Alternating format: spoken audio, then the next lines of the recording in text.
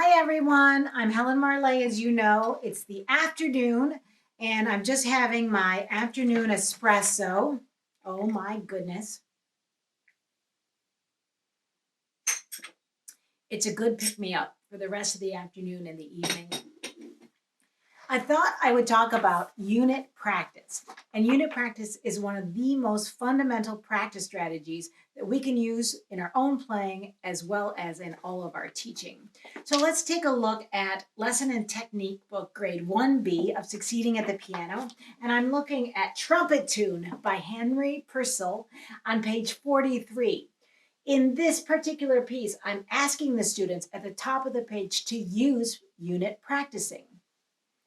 So fundamentally, we need to tell our students that practice units need to be small and not large. A lot of students just want to start at the very beginning and just play through the piece, right? And then they come up with all kinds of inaccuracies. Well, we know that prevention is far better than correction. So this is how we get our students to play accurately.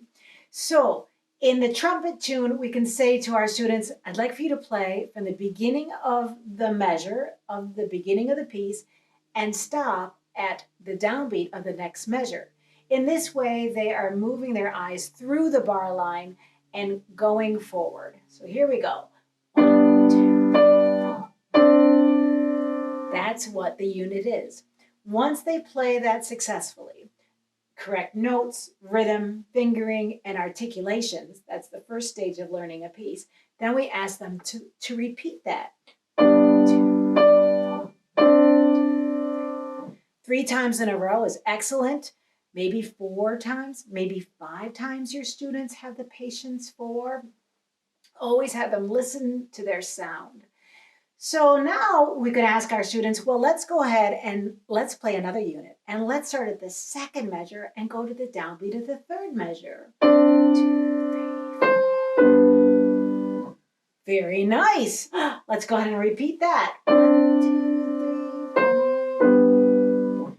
In the very first week of practicing, many students only want to practice hands apart. Why is that? Because they feel more sure about making their piece more accurate.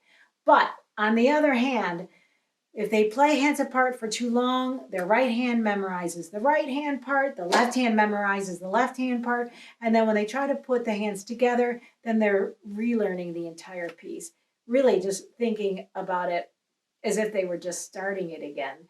So with unit practice, the students have to play hands together. They can play much more slowly. So let's say we have our students play the unit starting on the third measure, and you think that they might need a little bit more confidence. Have them play it slower and then repeat again. So once the student can play one measure to the next downbeat, you can have them expand their units from 2 measures to the next downbeat. So here's an example of the last line.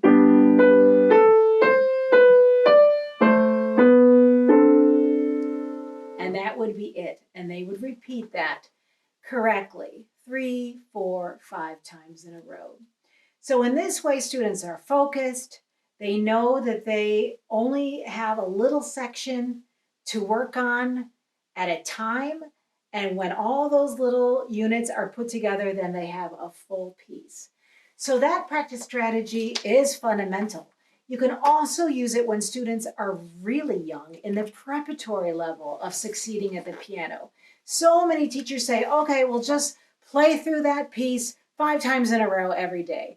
But what happens if the student really gets confused in the middle of the piece? Then they stop. And then what do they want to do? They want to go back to the beginning and play through the whole thing again. And then they might have another mistake, whether it's rhythmic or fingering or with the notes. So in this lovely piece,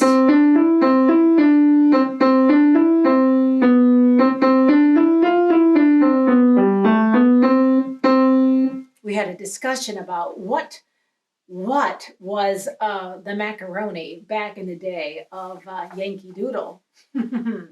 Anyway, so in this piece, maybe the student will get confused with the second interval at the end of the first line. So why don't we just have them play that?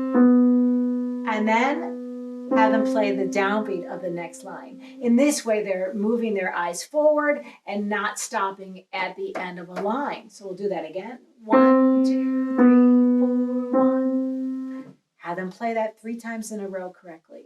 When they feel confident with that, how about if we start with measure 1, going to the downbeat of measure 2.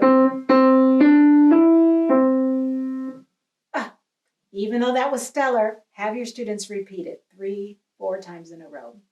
So now let's have the student go from measure 3 to measure 4. Oh my gosh, that was so easy. Where is the most challenging place of this entire piece? It's the last 2 measures. And a perfect unit that is. So even though the students aren't playing hands together in that particular piece, it's very smart of us teachers to teach them that unit practice strategy before they actually get to more hands together playing later on in the prep level as well as in 1A. So now we have, oh no, I have to say that the unit practice strategy is used for all pieces, for all levels of ability.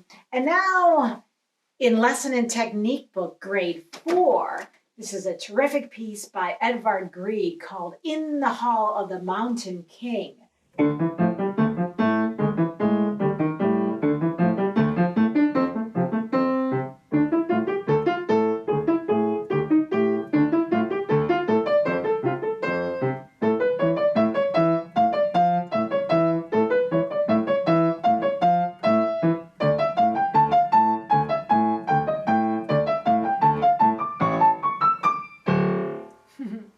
That was arranged by Timothy Brown, a wonderful composer from the FJH Music Company. So in this piece, students can use unit practicing throughout, and you can have fun with your students. Say, the first week of practicing, yes, you can do a little bit of hands apart practicing, but let's do unit practice as well. So you can say to them, how about if you choose 5 places in your piece where you will use unit practicing? And your student might say, okay, first measure to the downbeat of the second measure. Yes, perfect. Then I say to my students, how about a second place? And they'll be looking and looking, and they might think, oh, there's a move over here. I think that would be a good measure. And they might say, how about measure 7 to the downbeat of measure 8? And have them repeat that 3, 4, 5, even 7 times in a row. So once the student has marked their 5 places where they will use unit practicing, I could say, how about if you mark it with a star or a moon or a smiley face, whatever they like, a heart. So then when they come back to their lesson, I say, let's go ahead and I'd like to hear you play those 5 units that you prepared this week. So then the second week of practicing, you say to them, how about if you choose another 5 places where you will use unit practicing? And again, they could put a flower there, a picture of a dog, whatever they'd like to have to make that really a fun practice strategy at home. Then we can ask our students to elongate their units from 1 measure to 1 downbeat to 2 measures plus 1 downbeat. This way, they will always be looking ahead. They will be focused on specific parts of their piece, and they will be very efficient in their practicing. If you have any questions about the unit practice strategy, feel free to write me at www.helenmarley.com.